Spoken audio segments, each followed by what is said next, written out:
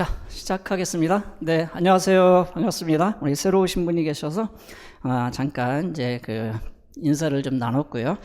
오늘 보충 자료 35쪽짜리 좀 받으셨는데, 여기는 뭐 기출 문제가 들어가 있어서 좀 양쪽으로 좀 많이 포함이 되어 있는데, 제가 뭐 기출 부분을 오늘 특별히 설명할 건 아니고 말 그대로 어떻게 의문노원 부분이 출제가 되었는지를 한번 알아보려고 합니다. 그래서 이제 제목이 좀 거창하죠. 출제 원리를 파악하라. 우리가 교재 특강에서는 기본에 충실하라라고 하는 그런 모토를 가지고 이제 강의를 했었는데, 포놀로지하고 신텍스, 크게 영어학을 이제 양대 산맥으로 이렇게 나눈다면은 이제 둘로 이렇게 나눌 수가 있을 텐데, 이제 포놀로지 하면 이제 모폴로지를 사실 이제 좀 포함하고 있고요. 신텍스 하면은 스쿨 그래머를 포함해서 이렇게 양분을 하게 되는데, 오늘 첫 시간은 포놀로지. 근데 여기에는 이제 모폴로지가 조금 이제 융합이 되어 있습니다. 자, 거기에 소제목에 보면 Applied English Phonology 2판, 3판, based, 기반으로 하는 출제문항 분석이라고 되어 있죠.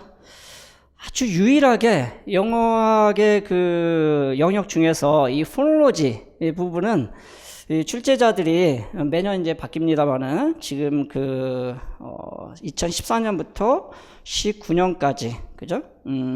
14, 15, 16, 17, 18, 19, 6년간 이제 서답형 유형으로 이렇게 이제 시행이 되고 있는데, 이 포놀로지 부분은 지금 기출에 제가 17문항을 넣어놨거든요. 17문항. 물론 거기에는 모폴로지하고 연계된 문항이 이제 몇 문항이 있어요. 그래서 제가 이거를 이제 분석을 해보니까, 좀 2판하고, 요게 이제 빨간색으로 되어 있는 게 이제 세컨드 에디션이고, 그 다음에 요 초록색으로 되어 있는 게 이제 서드 에디션인데, 크게 내용이, 우리 임용과 관련해서는 달라진 건 없어요. 딱 두 군데, 이 3판에 이제 추가된 부분이 있고, 그 다음에 이제 이 3판에서는 어쿠스틱, 포네틱스 부분이 좀 많이 이제 추가가 됐어요. 그래서 이제 분량이 좀 늘어난 부분이 있고, 어쿠스틱 부분 같은 경우는 임용시험에는 이제 해당이 되지 않습니다. 보통 이제 학부 과정에서는 거의 잘 다루지 않고, 이제 대학원 정도 가야 전공자들이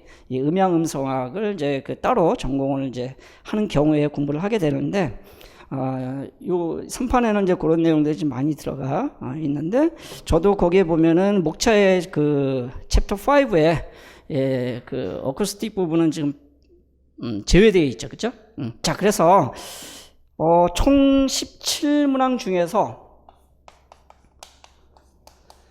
제 기출분석 A교재에 보면은 2014년부터 19년까지 17문항이 포함되어 있습니다. 그런데 제가 여기에 이제 출제 원리를 파악하라고 할 때, 원서가 Applied English Phonology 기반이라고 되어 있어요. 왜냐하면 16문항이 여기서 직접 간접적으로 출제됐다, 이렇게 이제 볼 수가 있겠습니다. 그 중에서도 거의 90%는 거의 똑같은 내용으로 이렇게 출제가 됐다고 볼 수가 있는 거죠. 그래서 저도 몇 년 동안 이 어플라이드 포놀로지, 잉글리시 포놀로지 교재를 기반으로 해서 실전 모의고사를 많이 이제 출제를 했었거든요. 이제 비슷한 그런 원리로 이제 원리를 적용을 해가지고, 왜 이렇게 많은 문항수를 여기서 이렇게 출제자들이 집착을 하는지 우리가 좀 나름대로 생각을 해볼 필요가 있는데, 뭐 간단하죠. 사실은 이제 학부 과정에서 특히 이제 서범대학이라든가 또 교육대학원에서 이러한 교사를 양성하는 과정 속에 이 교재를 가장 많이 사용하고 있기 때문에 아마도 여기서 이제 출제를 하려고 하는 것 같습니다. 본인들도 엉뚱한 데서 출제를 하는 것보다는 여기서 출제하는 것이 훨씬 더 뭐라 그럴까, 소위 이제 평가적인 측면에서도 크게 무리가 있지 않을까, 이렇게 생각을 이제 해봤고, 그래서 급기야는 아주 세부적인 거를 물어보는 IPA 심볼을 쓰라고 하는 거죠. 이것까지도 물어보는 그런 문제가 출제가 됐었는데, 이거 똑같이 지문, 우리 교재에 있는 내용 그대로 출제를 했거든요. 그러니까 이런 거는 저도 기출 분석 시간에 말씀드렸지만, 사실 저는 이런 문제까지는 제가 출제를 하지 않았거든요. 이런 문제 출제하면 욕먹습니다. 사실 욕먹는데, 이제 출제자들이 어쨌든, 기존에 나왔던 것을 피해서 출제를 해야 되니까 이런 것까지 출제를 이제 하는 그런 경향이 있고, 사실 이제 출제자 마음이죠.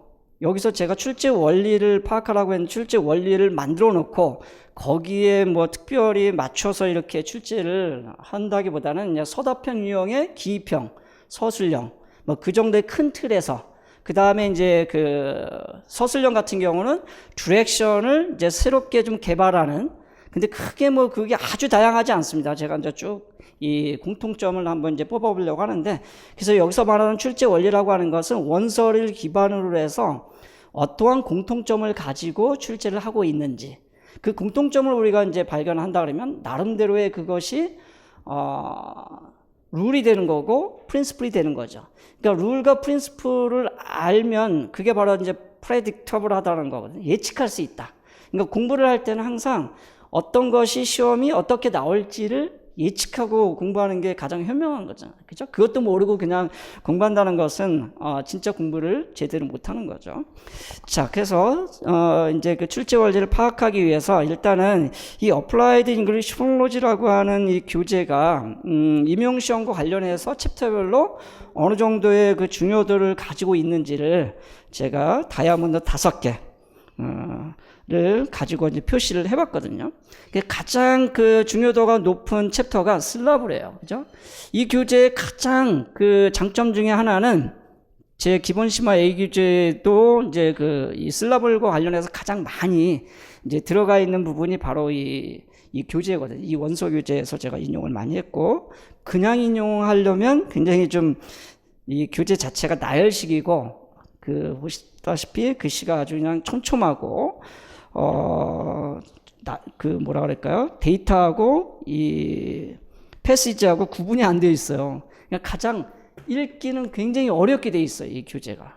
혼자 읽기는 정말 지루하고 힘들고, 라인 바이 라인으로 물론 읽어가면서 그 음미하면서 이렇게 뭐 시간을 충분히 두고 한다면 뭐 관계가 없겠지만, 시간을 이제 다투는 그런 임용 시험을 준비하는 과정 속에서 이 교재는 정말 고통이에요, 고통. 그래서 저도 이거를 작년에 이제 강의할 때는 제가 다 이 목록화 시켰어요. 왜냐면은 그 패러그래프마다 거기에 필요한 그러한 그 타이틀, 타픽이 있거든요.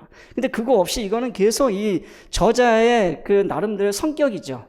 그리고 이제 서양식 서술 방식에 의하면 이게 또 맞는 거예요. 우리는 뭔가를 이렇게 좀 체계화시키고 좀 정리해서 눈에 들어오기 쉽게 이렇게 이제 목록화시켜서 이제 교재를 구성하려고 하는 그런 경향이 있는데, 사실 장단점이 있긴 하죠. 그래서 이건 너무나 이제 어떻게 보면은 맥심 오브 매너로 이야기하면 플라우팅이 좀 심한 아니면 좀 뭐라 그럴까, 그런 부분을 좀 무시하는 듯한 그런 그 느낌을 또 받는 책이기도 해요. 그래서 저는 아예 강의를 할 때 이 교재를 정리를 그 해가지고 이렇게 강의를 했었어요. 그러니까 훨씬 더 눈에 딱딱 들어오고 정리가 이제 쉽게 되는 그런 효과를 얻을 수 있었는데, 자, 아무튼 그거는 이따가 좀 더 구체적인 분석을 통해서 말씀을 드리고, 어쨌든 슬라블은 가장 잘 정리가 되어 있다. 이거는 저는 또 도식화시키고 체계화시키고 도표화시켜가지고 기본 심화 A 교재에 보면은 슬라블에 대해서는 정말 그 쉽게 이렇게 이해할 수 있도록 되어 있고요.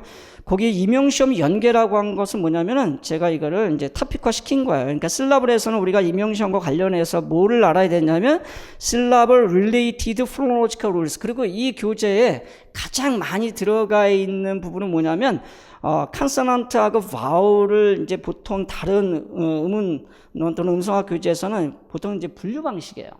그리고 좋은 과정을 설명하고 있는데 여기는 뭐까지 설명하고 있냐면 포놀로지 룰까지 다 설명을 하고 있어요. 그래서 이 부분이 시험에 이제 출제가 되고 이런 부분들을 출제자들이 좋아하는 거야. 이런 것들이 많이 들어가 있기 때문에.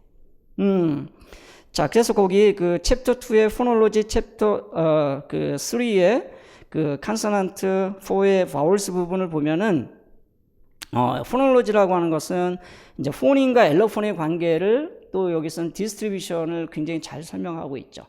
또 여기 폰인과 엘로폰의 관계를 가장 또 잘 설명하고 있는 챕터가 이 포놀로지라고 하는 이제 그 챕터예요.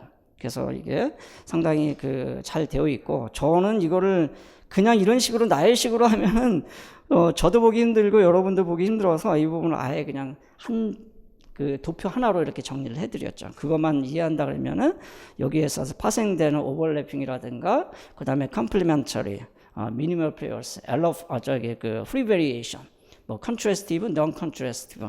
사실 여기에서 또 뭐가 도출되는 거냐면 포놀로지컬 룰이 도출되는 거죠. 그죠? 이거를 기반으로 해서, 그래서 구체적으로 컨소넌트의 포놀로지컬 룰, 그 다음에 바울의 포놀로지컬 룰을 기술하고 있는데, 문제는 뭐냐면 이 교재가 장점이면서 또 단점인 것은 뭐냐면, 포놀로지컬 룰을 저 같은 경우는 이제 그 소위 말하면 각각의 룰 별로 16개를 정리해서 이렇게 이제 그 기술을 할 수 있게끔, 연습을 할 수 있게끔 해드렸는데, 이거는 컨소넌트 하나하나에 대해서 각각 기술을 해버려요.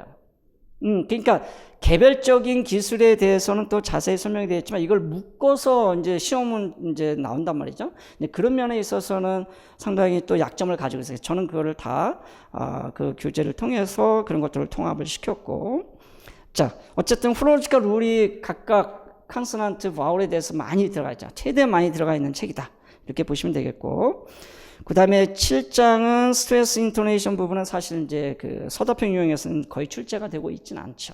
그렇지만 기본적인 개념들은 우리가 좀 알고 있어야 되고, 그 다음에 이제 9장은 사실 이제 9장은 잘 안 다루거든요. 이 강의, 이걸 다 다뤄서 강의를 하자면 분량이 너무 많아지기 때문에. 근데 여기에서 출제가 됐다는 거죠. 저는 이걸 다 강의를 했었습니다. 여기는 바로 이제 그 제가 뭐라고 타이틀을 줬냐면 Interface of Phonology and Morphology. 여기 Morphologically Related Word란 말이 그 엑서사이즈에 보면 굉장히 자주 등장을 해요. 근데 그게 결국 시험에 이제 서픽스로 이제 출제가 된 거고, 몰핀과 몰핀이 만났을 때 다양한 의문 현상들이 일어나죠.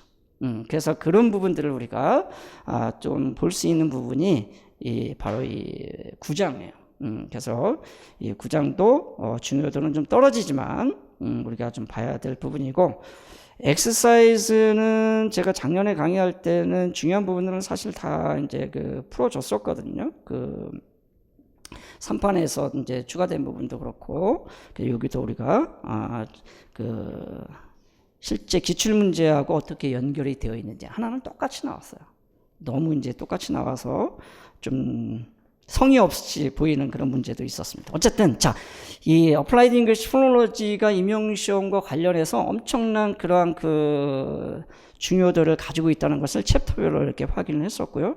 물론 이 교재에서 17문항 중에서 16문항, 한 문항을 또 제외하면 한 15문항이 거의 비슷하게 출제가 됐다. 그러니까 그거를 기반으로 출제를 했다는 거죠. 어떤 원서, 어떤 문헌을 기반으로 하느냐. 그게 이제 바로 어플라이드 잉글리시 포놀로지라고 하는 거죠. 자, 그러면은 보도록 하겠습니다. 그 기평하고 서술형의 문항 구성이 어떻게 되어 있는가를 제가 이제 분석을 해봤어요. 근데 사실 뭐 이건 뭐 분석을 하든 안 하든 기평은 기평이고 서술형은 서술형이고, 뭐 퀘스천이 있고 패시지 있고 그 안에 데이터 들어가 있고 뭐 디렉션 있고, 이렇게 생각할 수 있는데, 저는 이제 원서 기반을, 그러니까 이 AP라고 하는 원서를 기반으로 했을 때 어떻게 이 원서의 내용을 기출 문제화 시켰을까, 문항 그 구성을 했을까, 문항 개발을 했을까, 이런 부분들을 한번 이제 분석을 해본 겁니다. 자, 모르겠어요. 다른 강사님들 제 강의를 안 들어와서 뭐 이렇게 그 분석을 해봤는지 모르겠지만 한번 볼게요. 기평은요, 그러니까 일단은 문항은 크게 세 가지의 구성 요소를 갖습니다. 하나는 question,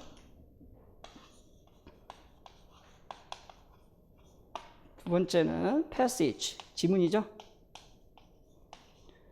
패시지하고 데이터가 들어가 있고, 물론 이제 패시지 데이터를 뭐 그 A하고 뭐 B로 이렇게 이제 구성하는 경우도 있고, 아니면 그냥 하나로 구성하는 경우도 있습니다. 세 번째가 출제자의 그런 그 의도가 가장 강하게 들어가 있는 디렉션 부분이죠. 지시 내용. 자, 이렇게 세 가지로 이제 구성이 되어 있습니다. 근데 이제 그 기입편 같은 경우는 퀘스천하고 디렉션이 사실 이제 하나로 묶여 있다 이렇게 볼 수가 있겠습니다. 디렉션이 따로 없죠. 이제 그 서술형 문항이 아니기 때문에. 그래서 저는 기입편 같은 경우는 퀘스천, 디렉션을 같이 이제 보는데 한 7가지 정도로 이렇게 볼 수가 있어요. 거의 다 비슷하죠. 똑같죠. fill in the blank. 하나일 때는 fill in the blank. 2개일 때는 뭐 2개 이상일 때는 fill in each blank. 뭐 이렇게 이제 들어가 있고, 그 다음에 이제 one word냐, two word냐.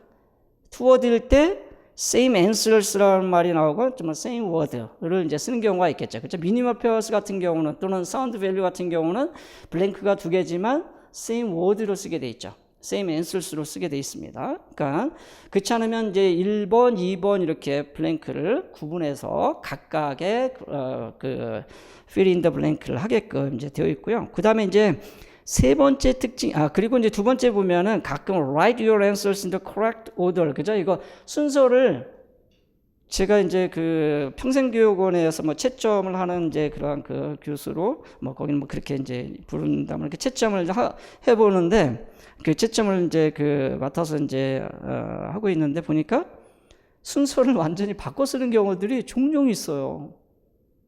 그럼 점수를 어떻게 해요, 이거? 뭐 저야 어쩔 수 없이 이제 뭐 거기에 아주 디렉션에 순서를 바꿨으면 0점 처리합니다. 뭐 이런 경우는 없기 때문에 채점 기준표에. 근데 임용시험에서는 그거 바꿨으면 완전히 0점이에요.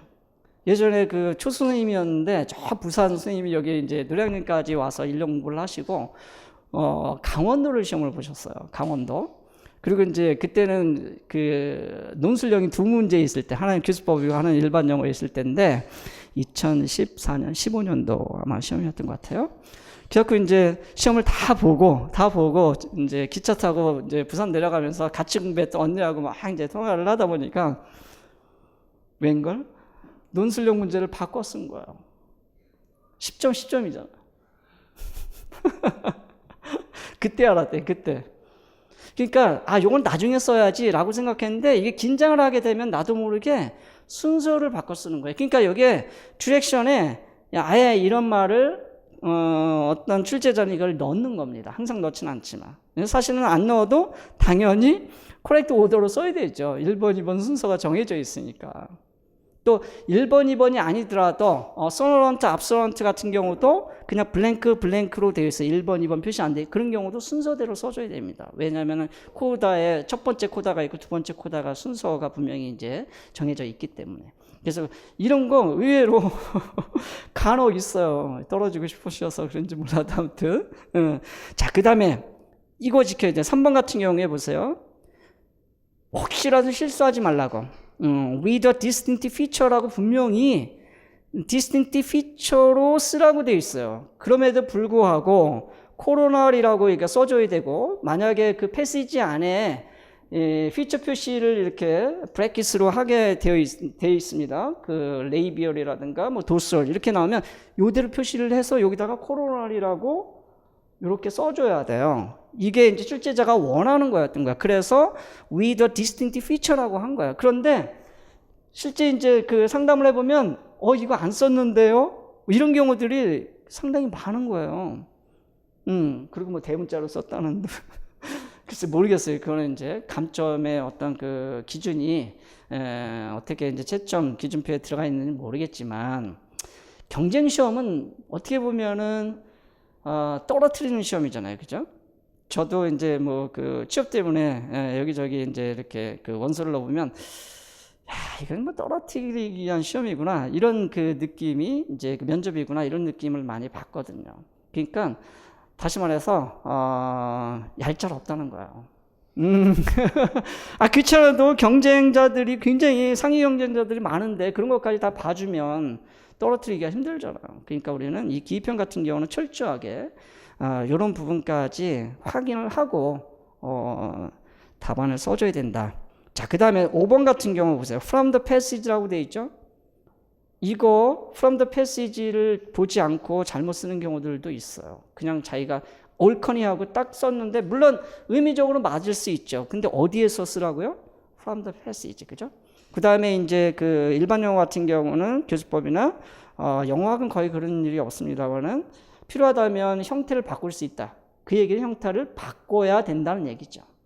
그 말을 넣었다는 얘기는 무조건 형태를 바꿔줘야 돼요. 동사라면 명사로 바꿔주고, 그죠? 이런 식으로 분명히 단수랑 복수로 바꿔주고 이렇게 해야 된다는 것을 분명히 알고 있어야 되고, respectively는 뭐 혹시 모르시는 분은 없겠지만 소수분들은 이게 뭐지 하고 사전을 찾는 분들도 있을 수 있어요. 각각이라는 뜻이 별다른 거 없습니다. 간혹 이제 appropriate word란 말을 쓰죠. 당연히 답안에서 원하는 답을 쓰고자 하지만 아마 most 말을 앞에다 넣어서 appropriate word란 말을 이렇게 씁니다. 특별한 건 아니고, 그 다음에 7번 같은 경우는 IP 심볼로 쓰라는 얘기는 우리가 익숙한 발음 기호로 쓰라는 얘기죠. 자, 그럼 발음 기호로 쓴다는 것은 두 가지가 있어요. 포니믹한 폼으로 쓰는 경우, 심볼로 이제 하는 경우가 있고, 엘러포닉하게 쓰는 경우가 있어요. 근데 여기서는 이게 엘러폰이 아니죠. 포님에 대한 이야기이기 때문에, 그래서 요거를 써주고 포니믹 트랜스크립션에 그런 그 표시를 해주고 이렇게 이제 써줘야 되는 거죠, 그죠? 자, 이런 거 하나라도 놓치면 안 됩니다. 왜냐하면 늘 보던 거기 때문에 그냥 지나치는 수가 있어요. 그래서 시험이라고 하는 것은 절대 실수를 용납치 않기 때문에 이런 부분들도 우리 봐야 되고, 그 다음에 이제 그 밑에 내용이 이제 중요하거든요. 자, 그러면 이 원서의 특성하고 기출문항은 분명히 다르죠, 그죠? 그 구성 자체가. 그래서 원서는 기출문항은 일자 주제 도입이 있고, 그 다음에 거기에 따르는 예시 자료가 있어요. 데이터가 이제 주어집니다. 그리고 자료 분석을 패시지 안에다가 넣어주죠, 그죠? 그래서 가장 핵심이 되는 키워드를 블랭크로 이제 채워넣는 것이 이제 기입형 그 문제인데, 넘겨보시기 바랍니다. 요거는 서술형과 거의 똑같습니다. 서술형도 주제 도입, 예시 자료, 그 다음에 자료 분석. 여기 이제 약간 이제 다른 부분이 있긴 한데, 자, 그럼 다시 앞으로 와서 기입형 먼저 볼게요. 원서에는 어떻게 되어 있냐면, 원서에 이제 그 내용이 되겠죠. 일반적인 쉬운 단어로 되어 있어요. 포함이 되어 있습니다. 물론 전문 용어도 혼용을 하고 있습니다. 이게 전공 서적이기 때문에. 그래서 일반적인 플러스니까 이게 이제 계속 패러프레이즈를 많이 하고 있기 때문에 일반적인 쉬운 단어와 전문 용어를 혼용하여 주제를 자세히 기술합니다. 어떻게 보면 장황할 정도로 좀 그 읽기가 좀 힘들 정도로 이렇게 자세히 기술을 하고 있거든요. 그러니까 이렇게 한 권이 나오죠. 자, 그런데 기출문항에서는 어떻게 할까요? 가능한 전문 테크니컬 텀을 씁니다. 링귀스틱 텀을 쓰는 거야. 우리는 주로 이제 그 1, 4월 기본 심화 과정에서 이 전문 용어를 많이 접하게 되죠. 그죠? 그 영어학 용어를. 그래서 처음에 이걸 익숙지 않은 분들 굉장히 힘들어 하는 거예요. 그렇죠? 문학도 뭐 마찬가지겠지만. 그리고 간결하지만 필요한 부분 구체적으로 기술합니다. 전체적으로는 간결해요. 그런데 시험에서 단서가 될 만한 부분들은 구체적으로 기술을 한다는 거야. 그러니까 이런 것들을 강약을 우리가 읽을 수 있어야 된다는 거예요. 근데 원서에서는 그게 잘 드러나 있지 않아요. 근데 문항에서는 그런 부분들이 이제 구분이 되어 있다는 거. 그 다음에 이제 예시 자료를 보면은 문장 속에 나열식으로 제시되어 있어요. 이걸 완전히, 그죠? 그래서 자료가 막 뒤죽박죽 뭐 여기저기 자기 원하는 대로 막 들어가 있습니다. 그러니까 말을 제가 이제 막 해서 그렇지만 사실은 이제 들여다보면 논리 정연하게 학자들은 글을 서술을 하죠. 근데 이 기출문항에서는 이 패시지하고 데이터가 일반적으로 이렇게 분리가 되어 있습니다. 그죠? 1번, 2번, 3번 해가지고. 자, 그래서 지문과 구분하여 자료만 묶어서 순차적으로 간결하게 제시를 합니다. 그리고 그 데이터 구성은 어떻게 되어 있냐면 원서 자료 그대로 넣는 경우도 있어요. 한두 문제 정도는 이 원서에 있는 데이터를 그대로 기출문항에 바로 넣는 경우가 있고, 대부분은 아주 일부, 핵심적인 거 일부, 그 다음에 추가 또는 교체하거나 확장해서 답안 작성에 제한된 자료, 밀집가 없어서 제한된 자료라는 건 뭐냐면은 이거 아니면 답이 될 수 없는 그런 자료들만 선별해서 넣는다는 거죠. 그죠? 자, 그래서 그렇게 좀 그 제한적으로 자료가 들어가 있다는 거. 자, 우리가 새로운 건 아니에요. 새로운 건 아닌데 나열식으로 되어 있는 것들을 이렇게 이제 문항 구성을 할 때 데이터는 상당히 순차적으로 간결하면서 또 아주 제한적인, 여기서 말하는 제한적이라는 것은 답안에 딱 맞는 데이터만 가지고 이제 구성을 한다는 거죠. 그래서 내가 너무 많이 알고 있다면 엉뚱한 것으로 잘못된 답을 너무 확장해서 답을 쓰거나 너무 축소해서 답을 쓰는 경우가 있어요. 이 제한된 자료에 한해서 답을 써줘야 되는 거예요.